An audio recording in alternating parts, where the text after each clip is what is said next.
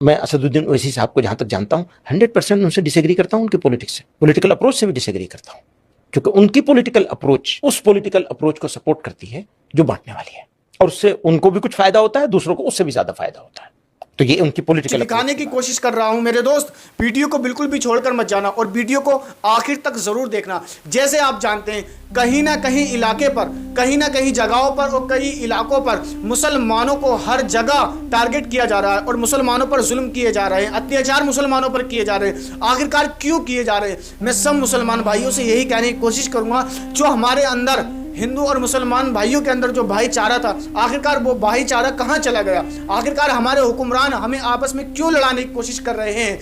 लेकिन मैं हुक्मरानों से यही कहने की कोशिश करूंगा मेरे दोस्त, आप इस वीडियो को पूरा सुनना। मैं हुक्मरानों से यही कहने की कोशिश करूंगा कि हमारे अंदर भेदभाव ना करें, हमारे अंदर लड़ाई पैदा ना करें, लड़ाई झगड़ों को पैदा ना करें, हमारे अंदर जो मोहब्बत है, जो हमारे अंदर भाईचारा था, उसको पैदा करें। लेकिन नहीं चाहता हूं, मेरी ख्वाब, मेरी जुस्तजू, मेरा पैगाम यही है कि भारत में कमजोरों को इंसाफ मिले, भारत में मजलूमों को इंसाफ मिले, कमजोरों को ताकतवर बनाया जाए। और उसी वक्त होगा जब भारत के असदुद्दीन ओवैसी साहब के खिलाफ जहर उगला जा रहा है, और आखिरकार अपने ही लोग क्यों जहर उगल रहे हैं, तो इसके बारे में तो दोस्तों कुछ बात कर लेते हैं। लेकिन ये बताया जा रहा है कि जैसे सोशल मीडिया पर एक पोस्टकास्ट वीडियो में मौलाना महमूद मदनी ने असदुद्दीन ओवैसी साहब को जहर बोलने वाला कहा, और असदुद्दीन ओवैसी साहब को यहाँ तक मौलाना मदनी साहब ने बोला कि असदुद्दीन ओवैसी साहब जो अपना बयान बोलते हैं, आखिरकार उनका जो बयान रहता है वो लड़ाकू बयान रहता है। तो दोस्तों मैं इसी के बारे में आपको बताऊंगा। लेकिन दोस्तों आपने देखा होगा, आप खुद सोच सकते हैं।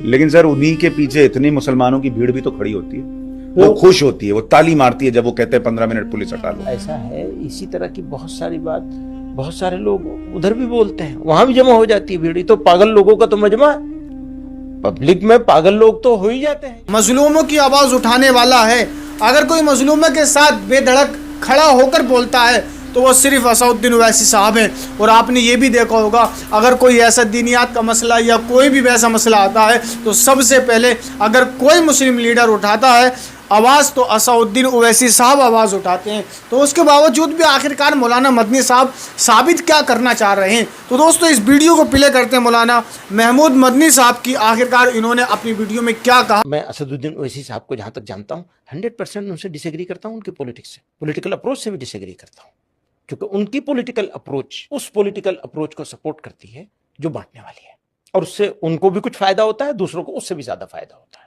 तो ये उनकी पॉलिटिकल अप्रोच की बात, अपना डिसएग्रीमेंट शो करता हूँ। लेकिन सर उन्हीं के पीछे इतनी मुसलमानों की भीड़ भी तो खड़ी होती है, वो खुश होती है, वो ताली मारती है जब वो कहते हैं 15 मिनट पुलिस हटा लो। ऐसा है, इसी तरह की बहुत सारी बात बहुत सारे लोग उधर भी बोलते हैं, वहां भी जमा हो जाती है भीड़। तो पागल लोगों का तो मजमा, पब्लिक में पागल लोग तो हो ही जाते हैं जमा।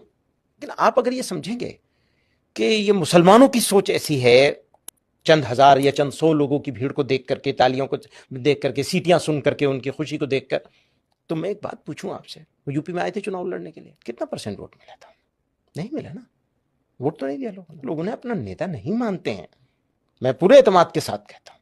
नहीं, पर वो उनके बयान इतने भड़काऊ होते हैं कि एक और मस्जिद शहीद, नामुनासिब बयान होते हैं, बिल्कुल नामुनासिब, अनबेरेबल होते हैं, अनबेरेबल, बिल्कुल अनबेरेबल होते हैं। कई सारे बयान आप कहेंगे मुसलमानों को ओवैसी साहब के बयानों को थोड़ा साइड में कर देना चाहिए, बच के रहना चाहिए? हाँ, तो आपने सच्चाई सुन ही ली होगी, आखिरकार मौलाना मदनी साहब क्या कह रहे हैं। और आखिरकार यहाँ तक ये भी बोला है कि असदुद्दीन ओवैसी साहब के जो बयान हैं उनको ना सुना करें, और जो असदुद्दीन ओवैसी साहब अपनी रैलियों में या जहाँ मंच पर हज़ारों की तादाद के मंच पर असदुद्दीन ओवैसी साहब जाते हैं अपने इलाकों में, तो उनके बयान को भी ना सुने।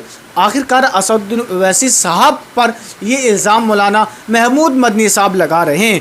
लेकिन अगला बार असदुद्दीन ओवैसी साहब का क्या रहेगा, इसको जानने की हम कोशिश कर रहे हैं। और आपको मैं बताऊंगा कि जैसे आपने देखा होगा कि असदुद्दीन ओवैसी साहब पर अगर कोई भी बेवजह गलती लगाता है, अगर इल्ज़ाम असदुद्दीन ओवैसी साहब पर लगाता है, तो असदुद्दीन ओवैसी साहब बड़े ही प्यार से उसको जवाब दे देते हैं। और आपने ये भी देखा होगा कि असदुद्दीन ओवैसी साहब अभी तक ना किसी से डरे हैं और ना ज़िंदगी में डरेंगे। अगर वो डरता है बंदा तो वो सिर्फ अल्लाह से डरता है। अगर असदुद्दीन ओवैसी डरता है किसी से तो सिर्फ वो परवरदिगार आलम के आगे सर झुकाता है।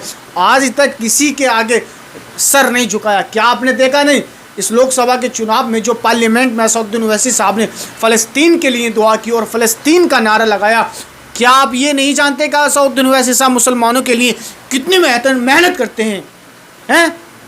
बिल्कुल नहीं पता। तो दोस्तों, जैसे कि आपने देखा होगा सोशल मीडिया पर ये वीडियो ज़्यादा गर्दिशें कर रही हैं कि मौलाना महमूद मदनी साहब ने असदुद्दीन ओवैसी साहब को गलत बोला है और असदुद्दीन ओवैसी साहब को रिजेक्ट करने के लिए बोला है। और यहाँ तक यही नहीं कि मुसलमानों के ख़िलाफ़ बहुत सारी बयानबाजी असदुद्दीन ओवैसी साहब करते हैं, इस तरह का मौलाना महमूद मदनी साहब अपना बयान दे रहे हैं। क्या इसमें ये नहीं जानते कि अभी आपने देखा होगा सोशल मीडिया पर कि नबी की शान में गुस्ताखी की जा रही थी और उसको अरेस्ट नहीं किया जा रहा था? तो कहाँ थे मौलाना महमूद मदनी साहब? आखिरकार क्यों आवाज़ नहीं उठा रहे थे?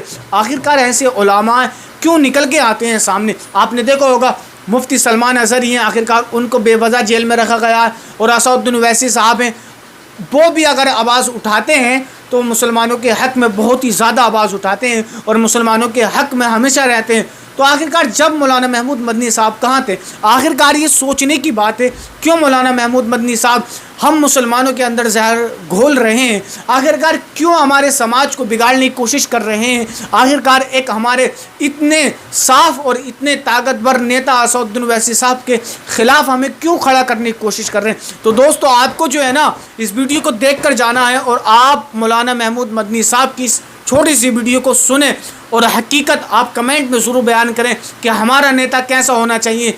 क्या मौलाना महमूद मदनी साहब असदुद्दीन ओवैसी साहब का क्या बिगाड़ लेंगे? आखिरकार कोई बीजेपी का नेता या बीजेपी की कोई भी सरकार असदुद्दीन ओवैसी साहब का कुछ नहीं बिगाड़ सकी, क्योंकि जब वो असदुद्दीन ओवैसी साहब अपना बयान देते हैं तो वो कानून के दायरे में बोलते हैं, कभी भी वो कानून के दायरे से हट के नहीं बोलते। आखिरकार असदुद्दीन ओवैसी साहब के पास वो सब कुछ होता है जो कानून के दायरे में असदुद्दीन ओवैसी साहब बोलते हैं। तो आखिरकार ये मौलाना महमूद मदनी साहब असदुद्दीन ओवैसी साहब का क्या बिगाड़ लेंगे चंद लोगों को खिलाफ कर? आखिरकार अपने ही लोग बर्बादी पर उतर आते हैं, तभी हमारा कोई लीडर मुश्किल में फंसता है। तो दोस्तों, आपको इस वीडियो से बहुत सीख मिलेगी और आप इस वीडियो को अंत तक ज़रूर देखें ताकि आपको सारी बात पता चल सके। लेकिन नहीं, आपने देखा अभी कितनी बड़ी रैली इम्तियाज़ जलील साहब ने असदुद्दीन ओवैसी साहब के थ्रू निकाली, लेकिन उसमें उस टाइम पर महमूद मदनी साहब कहाँ थे? जब नबी की शान में गुस्ताखी रामगिरी महाराज ने की थी, उस टाइम पर महमूद मदनी साहब कहाँ थे? क्यों उन्होंने आवाज़ नहीं उठाई? आखिरकार अब क्यों आवाज़ उठा रहे?